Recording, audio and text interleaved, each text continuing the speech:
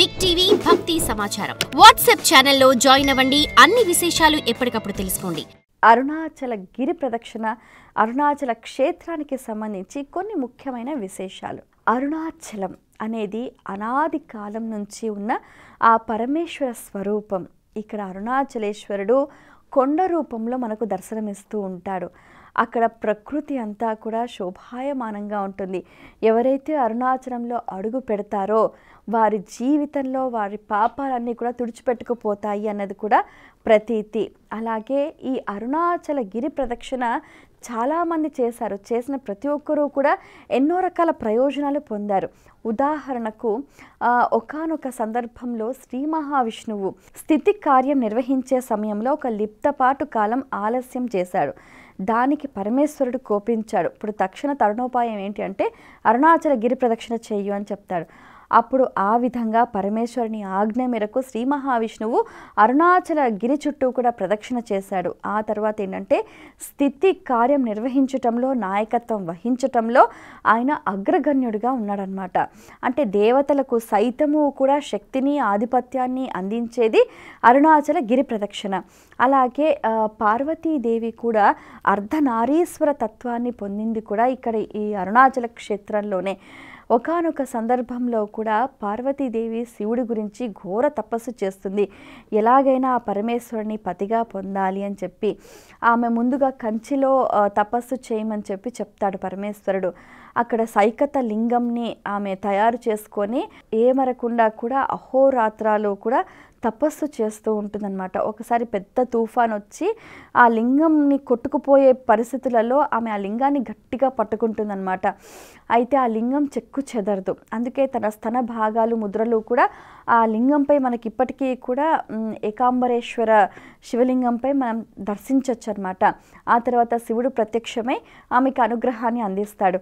నీవు అరుణాచలం వెళ్ళి గౌతమ మహాముని పర్యవేక్షణలో నీవు అక్కడ తపస్సు చేయు, నీ సంకల్పం నెరవేరుతుంది అని చెప్తారు. అప్పుడు ఆ అమ్మవారు అరుణాచల గిరికి చేరుకుని గౌతమ మహర్షి చేత అరుణాచల క్షేత్ర వైభవాన్నంతా తెలుసుకొని అక్కడ తపస్సు చేసింది.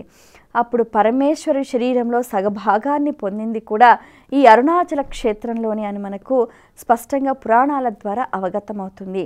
అలాగే మరొక సందర్భంలో ఏంటంటే మనం గమనిస్తూ ఉంటాం అన్నపూర్ణాదేవి అలంకారం. అక్కడ ఏంటంటే పార్వతీదేవి పరమేశ్వరుడికి భిక్ష వేస్తున్న సందర్భం కూడా చూస్తాం. అది కూడా ఇక్కడ ఈ అరుణాచల క్షేత్రంలోనే జరిగింది అని మనకు పురాణాల ద్వారా తెలుస్తూ ఉంటుంది. అసలు ఈ క్షేత్రంలో ఒకటి రెండు కాదు, ఎన్నో రకాల కథలు. ఎంతోమంది కూడా దేవీ దేవతలే ఈ క్షేత్రంలో తపస్సు చేసి అరుణగిరి ప్రదక్షిణ చేసి వారి కోరికలు నెరవేరడమే కాకుండా, సిద్ధి పొందటమే కాకుండా ప్రయోజనాలన్నీ కూడా సిద్ధించాయన్నమాట. అలాగే ఒకానొక సందర్భంలో బ్రహ్మదేవుడు కూడా ఒక సుందరమైన ఒక ఆకృతిని చూసి మోహింపబడతాడు. అయితే ఆ సుందర ఆకృతి పావు రూపం ధరిస్తుందన్నమాట. తర్వాత ఈ బ్రహ్మదేవుడు డేగ రూపం ధరిస్తాడు. ఆ పావురాన్ని వెంటాడుతూ డేగ రూపంలో అరుణాచలానికి చేరుకుంటారనమాట. అయితే ఆ పావురం ఇక్కడున్న అరుణాచలేశ్వరుని శరణు వేడి నన్ను రక్షించు అనగా అప్పుడు ఒక విల్లు చేత పట్టుకొని ఆయన రక్షించడానికి ముందుకు వచ్చి ఆ డేగను సంహరిస్తారు. అప్పుడు బ్రహ్మదేవుడు ప్రత్యక్షమై పరమేశ్వర నా తప్పిదాన్ని క్షమించు స్వామి అని అంటే, సరే అరుణాచలంలో అది ఆడి అన్నామలై క్షేత్రం మనం గమనిస్తే అరుణాచలం గిరి ప్రదక్షిణ చేసేటప్పుడు మనకు కనిపిస్తుంది అనమాట. ఆ స్థలమే, ఆ ప్రదేశమే బ్రహ్మదేవుని శాప విముక్తి కలిగింది కూడా అక్కడే అని చెప్తూ ఉంటారు. అలాగే మనం గమనిస్తే శ్రీహరి దాల్చిన దశావతారాలలో కూడా వామన అవతారంలో బలిచక్రవర్తి వామదేవుడికి అది ఇలా నీళ్లు వేసే క్రమంలో నీళ్లకు అడ్డుపడుతూ ఉన్నప్పుడు పుల్లతోటి ఇలా జరుపుతాడనమాట శ్రీ మహావిష్ణు.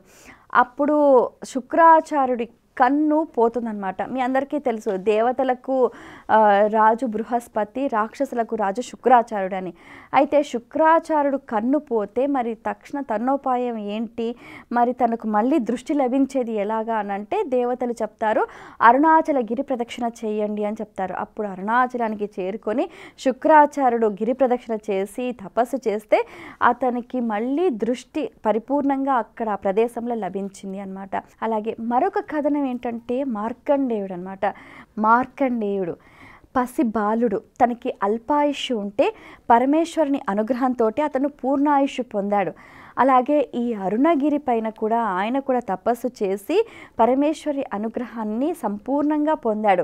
అయితే ఇక్కడ ఆయన అరుణగిరి ప్రదక్షిణం చేస్తున్నప్పుడు కూడా ఎంతోమంది మహర్షులు, సిద్ధులు, సాధ్యులు, ఎంతోమంది దేవతలు, ఋషులు, మునులు, మనకు కంటికి కనిపించని ఎంతోమంది మహనీయులు కూడా వారందరినీ మార్కండేయుడు దర్శిస్తూ దండం పెట్టుకుంటూ ముందుకు సాగిపోతూ ఉంటాడు. అయితే పరమేశ్వరుణ్ణి ఒక కోరిక కోరతాడనమాట. ఇప్పుడు నాలాంటి వారైతే ఇలా దర్శనం చేసుకుంటారు, సామాన్యమైన మానవులకు మరి ఎలా వీరందరి అనుగ్రహం కలగాలి అని అంటే ఎవరైతే గిరి ప్రదక్షిణ చేస్తారో వారికి వీరందరినీ దర్శించిన పుణ్యం లభిస్తుంది అని చెప్తారు.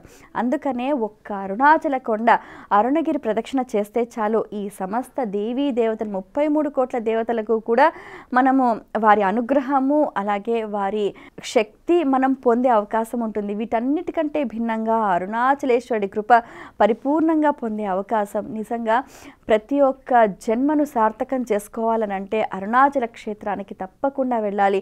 అక్కడ గిరి ప్రదక్షిణ చేయాలి, అక్కడ దీపాన్ని దర్శించాలి, దీప సేవలో తరించాలి. దీనికి సంబంధించి ఎన్నో రకాల ఇంకా ఎన్నో కథనాలు కూడా మనకు ప్రచారంలో ఉన్నాయి. భృంగికి మోక్ష మార్గాన్ని అందించింది కూడా ఇక్కడ ఈ అరుణాచల క్షేత్ర ప్రదేశమే. ఇది విశేషం. For more videos like this, subscribe Big TV channel.